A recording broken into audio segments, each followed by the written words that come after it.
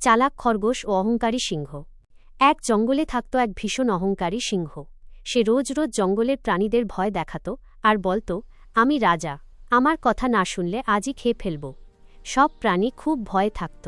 একদিন সিংহ ঘোষণা করল, আজ থেকে রোজ একজন করে প্রাণী আমার কাছে নিজে নিজে এসে ধরা দেবে, না এলে পুরো জঙ্গল উজাড় করে দেব। সবাই কাঁদতে লাগল। শেষে খরগোশের পালা এলো। কিন্তু এই খরগোশটা ছিল ভীষণ চালাক। সে ইচ্ছা করে খুব দেরিতে সিংহের কাছে গেল। সিংহ গর্জে উঠল, এত দেরি কেন? মরতে চাও নাকি? খরগোশ শান্তভাবে বলল, মহারাজ, আমি তো সময়েই আসছিলাম, কিন্তু পথে আর একটা সিংহ আমাকে আটকেছে। সে বলছে এই জঙ্গলের আসল রাজা সে। এ কথা শুনে সিংহের মাথায় আগুন বলল, কি, আর একটা সিংহ? কোথায় সে? খরগোশ বলল, চলুন আপনাকে দেখাই। খরগোশ সিংহকে নিয়ে গেল একটি গভীর কুয়োর কাছে। বলল, ওই দেখুন, সে ভেতরে লুকিয়ে আছে। সিংহ কুয়োর ভেতর তাকিয়ে নিজের প্রতিবিম্ব দেখল। ভাবল, সত্যিই আর একটা সিংহ। রাগে গর্জে উঠে ঝাঁপ দিল কুয়োর মধ্যে, ছপাত। আর উঠতে পারল না।